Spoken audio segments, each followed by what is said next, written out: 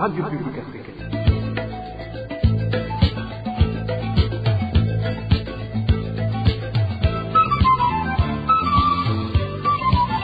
Radio Publique Africaine.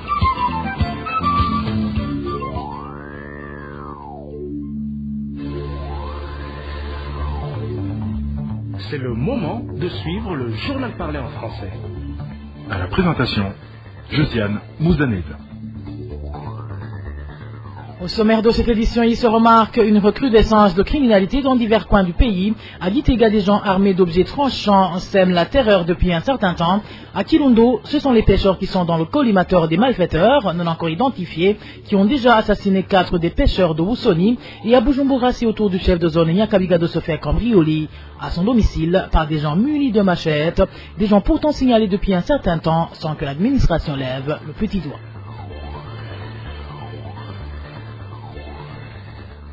Les militaires qui étaient en faction lors de l'attaque de Serbalaf survenue en mai dernier dénoncent un vol orchestré par leurs supérieurs. En effet, une somme de 300 000 francs burundais a été retenue sur chaque militaire des 5 bataillons concernés, soi-disant pour venir en aide aux familles des disparus ce jour-là, alors qu'en réalité, une partie de ce montant a fini dans les poches des autorités militaires, tandis que l'autre serait utilisé comme frais de mission donnés aux militaires burundais envoyés en RDC. Vous aurez les détails dans ce journal. Dans ce journal, nous parlerons également du taux d'abandon très alarmant, un phénomène consécutif à la situation précaire des ménages burundais.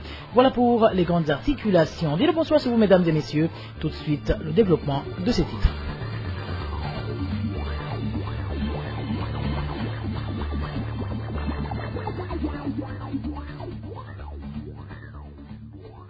Bonsoir. Débutons ce journal par cette page sécuritaire où l'insécurité de plus en plus grandissante en province Gitega, surtout dans la ville de Gitega et dans certaines communes. La nuit dernière, une personne a été grièvement blessée par des objets tranchants dans la vallée de la petite rivière Nyambero, séparant les communes Gitega et Guieta. Cette insécurité soulève des inquiétudes au sein des habitants des zones concernées. L'administration est de son côté en train de tenir des réunions de sécurité et de pacification à l'endroit de la population. Dany Claire, il a trompe.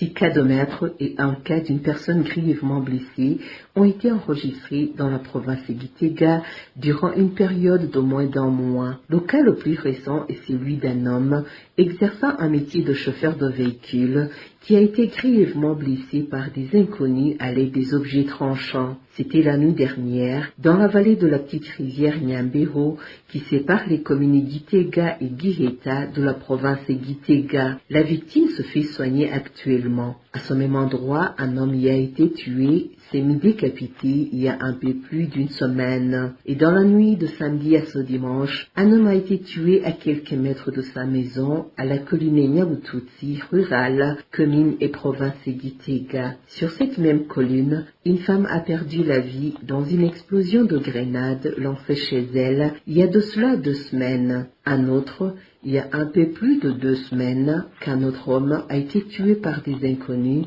venus pour voler ses moutons à la colline Lukoba, commune Gitega. Quelques jours après, et sur cette même colline, un homme appréhendé en train de commettre un vol a été tué par des villageois enragés. Cela étant, il y a à peu près de 2 semaines qu'une personne a tué son beau-frère par des coups de machette à Motoyi, commune Bugendana, province de Gitega. À propos, le tribunal de Gitega, instance de Gitega, vient de rendre son verdict ce mardi, en infligeant au coupable une peine carcérale à perpétuité. Ainsi donc, pas mal d'habitants de Gitega, surtout des lieux de crime, sont pris de peur, panique, craignant que c'est leur tour qui approche. Ils demandent alors à la police de doubler de vigilance.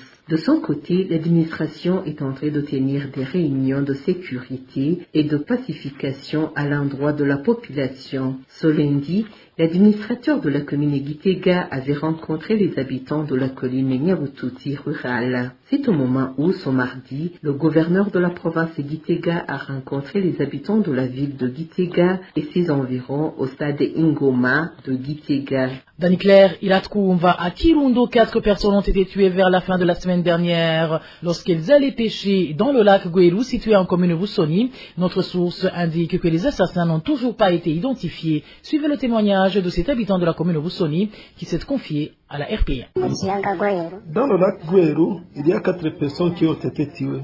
2 étaient allées pêcher samedi, les 2 autres y étaient allés dimanche.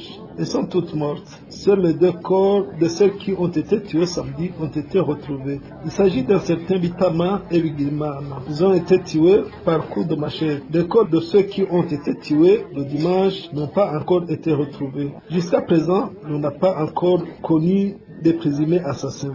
Nous demandons aux autorités administratives et aux responsables de la sécurité de faire tout pour que les présumés assassins soient identifiés.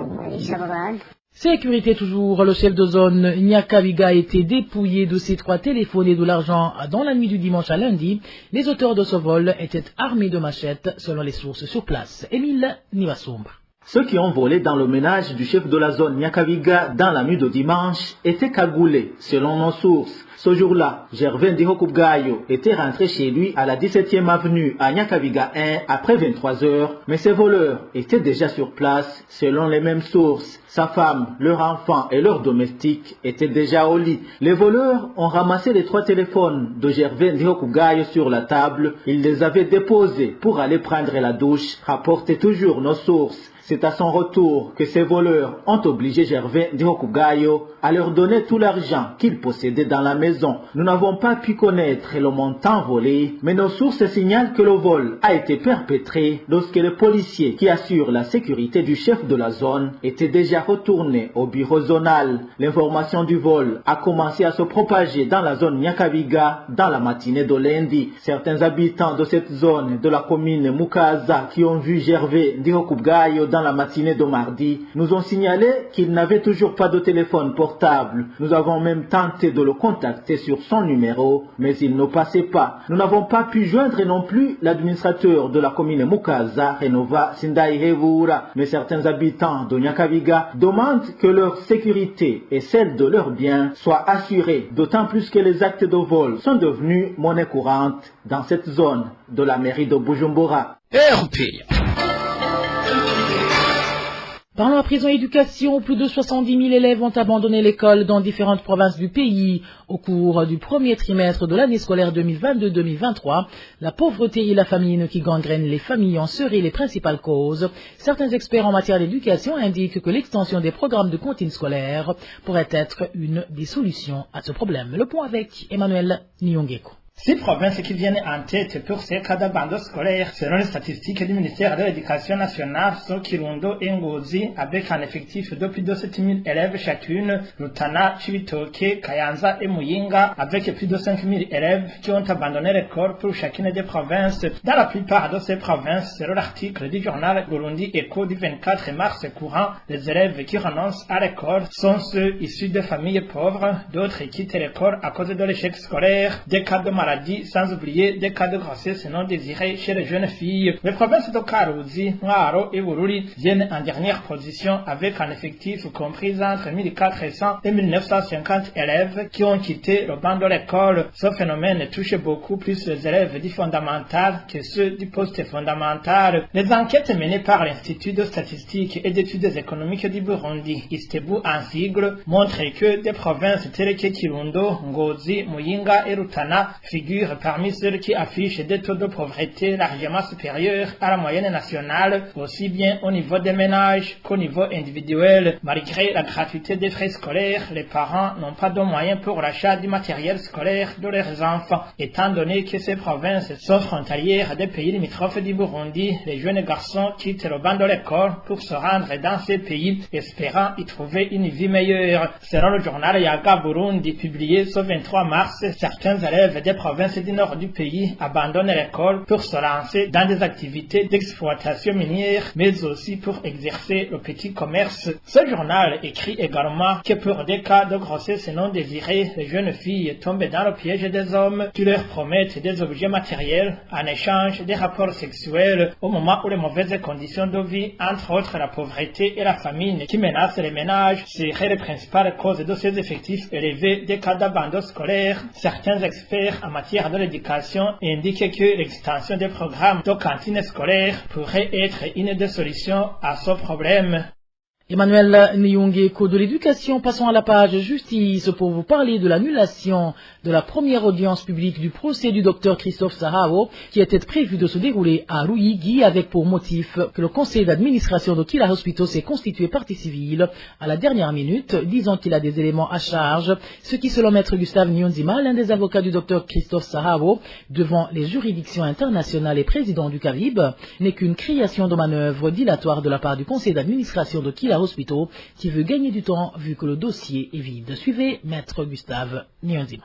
À la prison de Ruyigi, c'était prévu la tenue de l'audience publique du procès du docteur Christophe Sahao via la procédure judiciaire de l'itinérance. Ce procès n'a pas eu lieu suite aux manœuvres dilatoires du parquet d'Omuha et du conseil d'administration de Kira Hospital. Le conseil d'administration de Kira Hospital a fait hier, à la dernière minute, une demande auprès du parquet d'Omuha pour se constituer partie civile lors de ce procès. Ce qui est aberrant, le tribunal de grande instance d'Omuha a acquiescé à cette demande en retournant le dossier au parquet pour complément d'enquête. Juridiquement étant, il y a eu la violation de la procédure judiciaire par le tribunal de grande instance d'Omuha, car une fois que ce tribunal est saisi par le parquet via le transfert du dossier et de l'avis d'ouverture et note de fin d'instruction, il ne pouvait pas retourner le dossier au parquet sans qu'il y ait une décision judiciaire suite à une demande nouvelle du parquet pour complément d'enquête, et ceci se fait séance tenante. Ce dossier nous prouve sans embâche qu'il est vide, donc tous se précipitent pour amener des éléments nouveaux à charge après un an, et on se demande pourquoi le conseil d'administration autoproclamé de Kira Hospital a attendu un an avant de se constituer partie civile. Maître Gustave Nyonzima dénonce également la violation notoire de la loi par la justice burundaise dans l'emprisonnement du docteur Christophe Sahao. Encore une fois, maître Gustave Nyonzima. Aussi, ils étaient au courant que les diplomates accrédités au Burundi et certains représentants des ONG et droits dans le domaine de la défense des droits humains allaient se rendre à la prison de Ruyigi pour assister au procès. Raison pour laquelle ils font tout pour faire annuler donc la tenue de l'audience publique irrelative. Le docteur Christophe Sahao est tout simplement séquestré. Il est incarcéré sous un titre périmé, ce qui viole les articles 155, alinéa 4, 156, 214 et 217 du Code de procédure pénale. En page droits de l'homme, la coalition burundaise des défenseurs des droits humains CBDDH en sigle demande à la cour d'appel de Gitega de libérer Emilienne Sibomana, secrétaire au lycée Christ-Roi de Gitega. Cette dernière vient de passer 2 mois de détention pour avoir dénoncé les abus sexuels dont se serait rendu responsable le directeur de cette école. De la CBDDH demande des enquêtes approfondies et impartiales. Le point avec Eric Nyonzima. Sur son compte Twitter, la coalition CBDDH déclare qu'Emilienne Soman, syndicaliste, qui a dénoncé les abus sexuels commis au lycée Christ-Roi, passe aujourd'hui plus de 60 jours en prison, alors que le présumé auteur de ces abus sexuels n'est pas inquiété. Ainsi, la CBDDH demande à la cour d'appel de Gitega de libérer la prévenue Emilienne Somana et mener les investigations sur la responsabilité du directeur de l'école pour garantir une justice équitable aux déjudiciables impliqués dans ce dossier. Au ministre de l'Éducation, la CBDDH demande au ministère de l'Éducation nationale et au ministère en charge des droits de l'homme de s'impliquer pour la libération de la syndicaliste Emilienne Somana. Le ministre de l'Éducation estime CBDDH doit commander une enquête administrative et écarte du Percaille, le directeur de l'école, accusé des actes obscènes d'abus sexuels aux élèves. La CBDDH pense que des mesures administratives sévères contre le directeur des lycées techniques et Christ-Roi serviront à protéger les jeunes élèves des écoles du Burundi des abus sexuels sources d'abandon scolaire. La coalition burundaise de défense des droits humains demande à la CNIDH de bien vouloir joindre l'acte à la parole donnée lors de la présentation de ce rapport annuel 2022, garantir une justice équitable entre Emilienne Sibomana et le directeur accusé.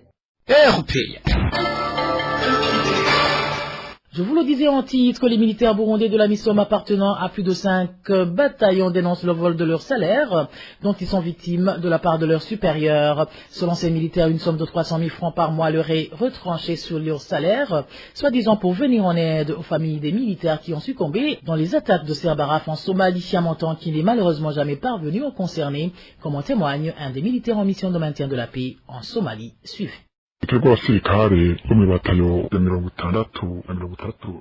Nous, les militaires des batailles 60, 61, 62, 63 et 64 des troupes en Somme, depuis qu'il y ait une attaque qui est survenue des semaines avant notre retour au Burundi, il y a des disputes et des discussions qui ont survenu entre nos supérieurs, des disputes selon lesquelles nos supérieurs ne comprenaient pas que cette attaque était un accident. C'était nos supérieurs, dont le général Prime Nyongabo ne cessait de nous accuser que cette attaque est due à notre malvoyance et que nous sommes responsables des meurtres qui y laissaient la vie. Par la suite, Prime Nyongabo a dit à nos commandants qu'ils vont payer cher cette erreur.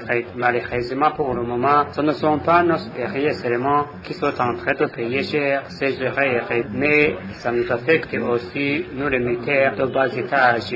Actuellement, il nous a retranché 300 000 francs burundais. Au départ, nous nous sommes convenus entre nous qu'aucun militaire ne doit pas toucher son salaire. Du fait que quand un militaire est tué sur le champ de bataille, il y a un moyen d'indemniser sa famille selon les conventions que la MISOM a entretenues avec les pays membres de la MISOM. Mais Prime Nyongabo n'a pas accepté cela car il savait que ce phénomène de nous retrancher les 300 000 cachets d'autres mystères, de le fait de nous retrancher notre argent en nous accusant que nous sommes responsables de militaires qui ont perdu la vie dans cette attaque. Une accusation que nous avons rejetée dès le départ. De notre côté, nous croyons que ce sont les familles des militaires tués qui vont bénéficier de cet argent qui nous ont retranché, mais cela n'a jamais été le cas.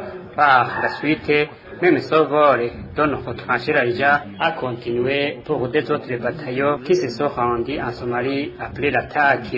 Ces bataillons ont été également retranchés l'argent.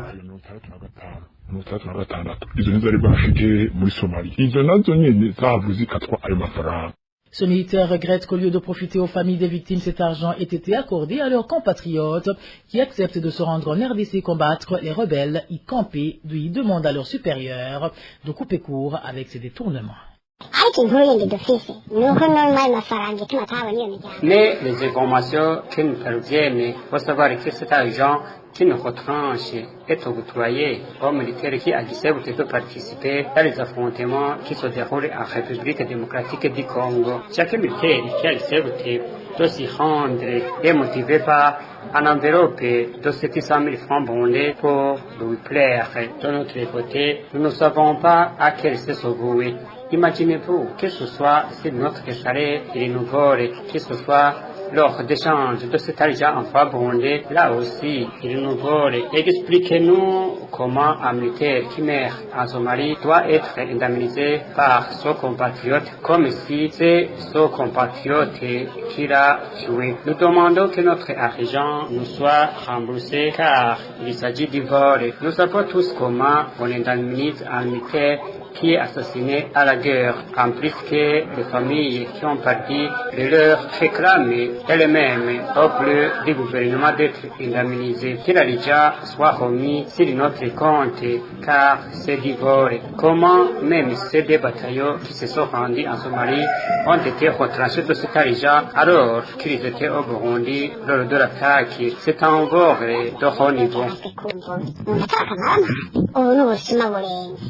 Contacté à ce propos, Floribert Vieleke, porte-parole de l'armée burundaise, s'est réservé de tout commentaire. Et en page politique, le parti MSD s'insurge contre l'attitude du président de la République vis-à-vis de toute voix discordante, réagissant aux propos tenus par le président Évariste Ndayishimiye à l'endroit de Gabriel Rufyiri, président de l'OLICOM, qui lui demandait de réglementer les prix des denrées alimentaires. Le porte-parole de ce parti fait un clin d'œil au numéro 1 burundais. Il lui rappelle qu'un tel comportement n'est pas digne d'un chef d'État. Suivez Fitas Chimilimana. Il est le porte-parole du parti Mouvement pour la solidarité et la démocratie, MSD en sigle.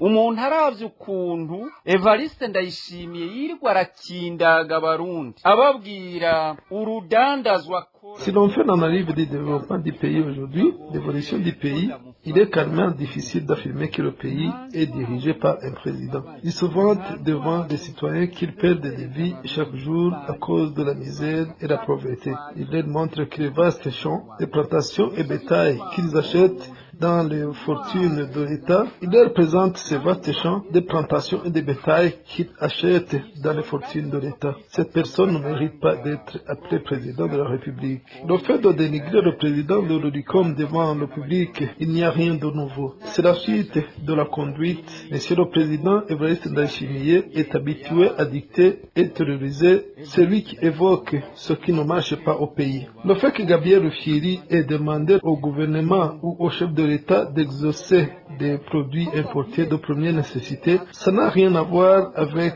la réponse qu'Evariste Ndayishimiye a donnée à celui qui a demandé s'il y a des plantations de bananiers ou élevage de lapins dans sa possession. C'est très honteux.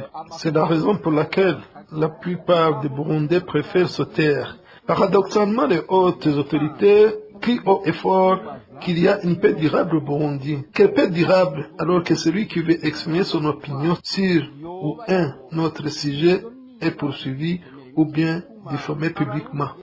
Kandi abarundi n'ushoboye kwerekana ati iki cogenda gutya aca yirukwako ahandi akambikwa ibara mu makoraniro y'abantu.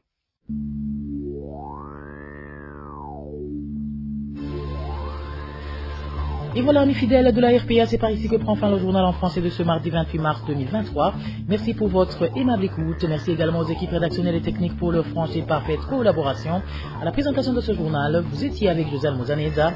Passez de bons moments chez vous. Au revoir.